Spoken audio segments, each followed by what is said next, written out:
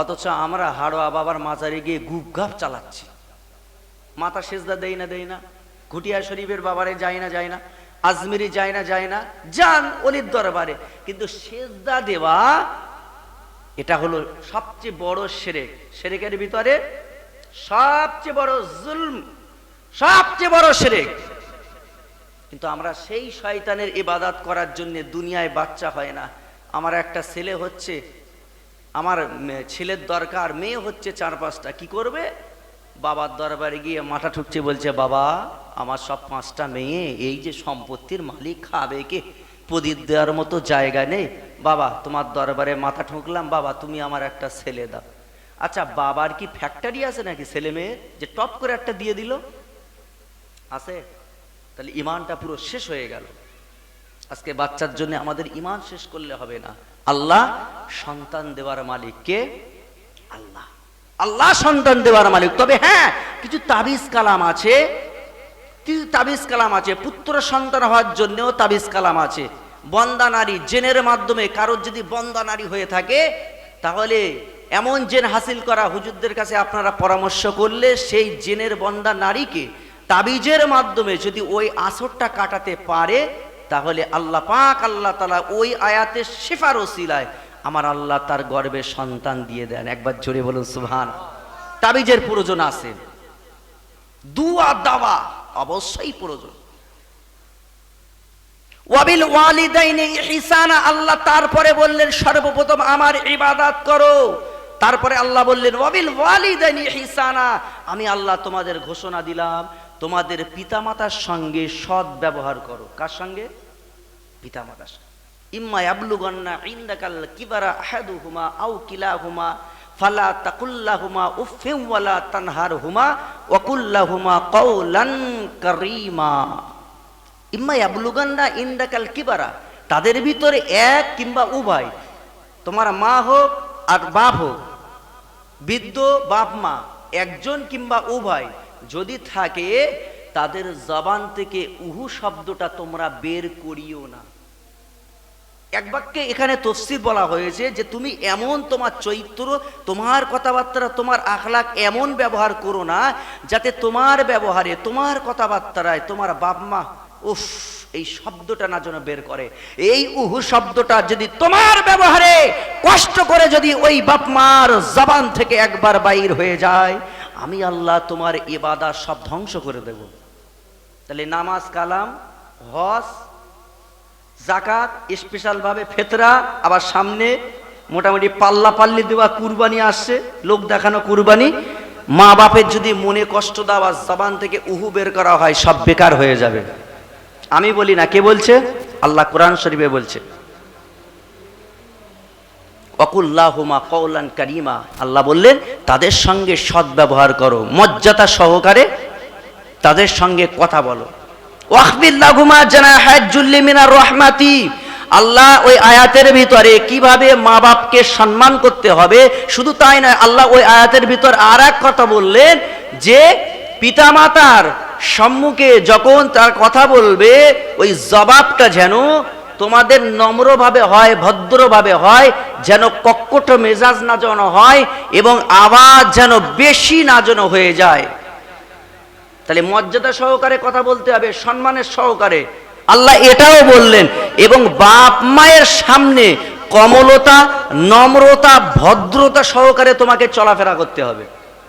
কেমন? দেখা যায় আপনি বাপ মা বসে আছেন আর আমি ছেলে, আজকে কোটিপতি হয়ে গেলাম, আমার কাছে এসেছেন ছেলের সাথে কথা বলতে, আপনি বাপ মার নিচে বসে আছেন আর আমি ছেলে চেয়ারে পা এইভাবে বাপ মায়ের দিকে মুখ করে এইভাবে পা দিয়ে তুলে বসে আছি। এটা কি নম্র হলো? ভদ্র হলো? বাপ মা বসবে কোথায়? উপরে। তুমি সন্তান, তুমি বসবে কোথায়? নিচেই। দরকার হয় তোমার বাপ মাকে একটা চেয়ার দেবে, সামনে পাশে বসাবে, বাপ মায়ের দিয়ে পা তুলে, বাপ মা বসে আছে আর বাপ মায়ের উপরও বাবু হয়ে পার উপর পা তুলে বসে আছে। এটা বিআদবি কাজ, এগুলো করা যাবে না।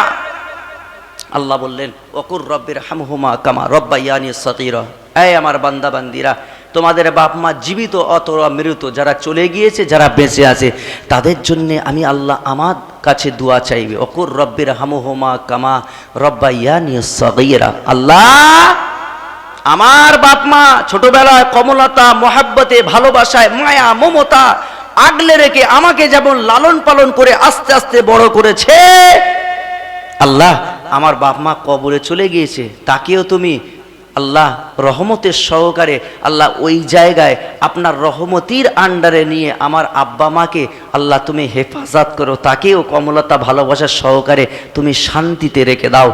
এই দোয়াটা যখন করা হয়, ওই ভাড়া করা ইমাম সাহেবের দোয়া আল্লাহ কবুল নাও করতে পারে, কিন্তু ওই ছেলেটা যদি বাপ মায়ের কবরের পাশে গিয়ে বা মসজিদে নামাজের পরে আল্লাহর কাছে যদি দোয়া চায়, আমার আল্লাহ ওই সন্তানের ওসিলা করে ওর আব্বা মা কবরের আযাবকে আল্লাহ কারেন্টের চাইতে অধিক গতিতে আল্লাহ মাফ করে দেয়।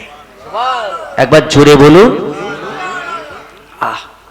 তাহলে পিতা মাতাকে সম্মান করতে হবে। তার জন্য আজকে ফারুক ভাই দুয়ায়ে মজলিস করেছেন, এখানে আব্বা মায়ের জন্য দোয়া চাইবে, আল্লাহ যদি কবুল করে নেয় আল্লাহ পাক আল্লাহ তাআলা তার আব্বা মাকে জান্নাতের উচ্চ মাকাম দান করে দেবে।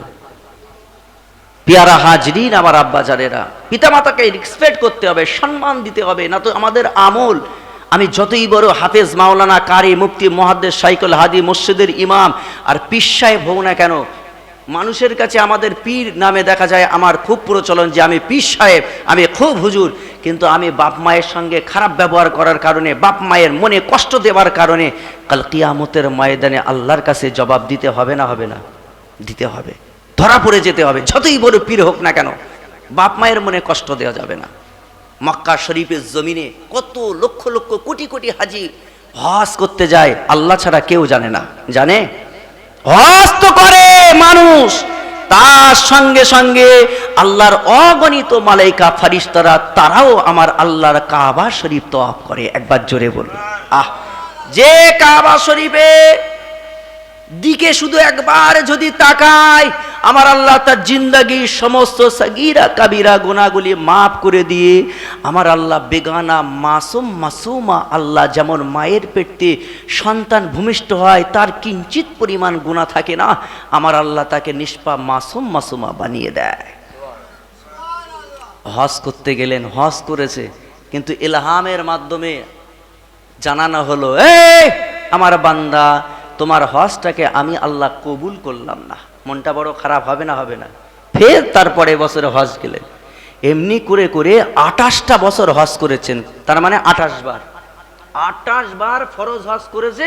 প্রত্যেকবারে আল্লাহ ইলহামের মাধ্যমে জানিয়ে দেয়, এই মোহাম্মদ বিন হারুন, মোহাম্মদ বিন হারুন, হারুনের বেটা মোহাম্মদ, তোমার হজকে আমি আল্লাহ কবুল করলাম না, আমি লটকে রেখে দিলাম, তোমার হজকে আমি কবুল করলাম না।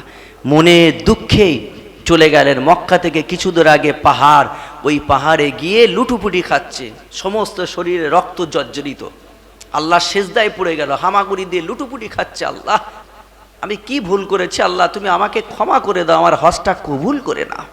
কোটি কোটি টাকা দিয়ে মানুষ হজে যায়, কিসের উদ্দেশ্য? বেগানা মাসুম হওয়ার জন্যে।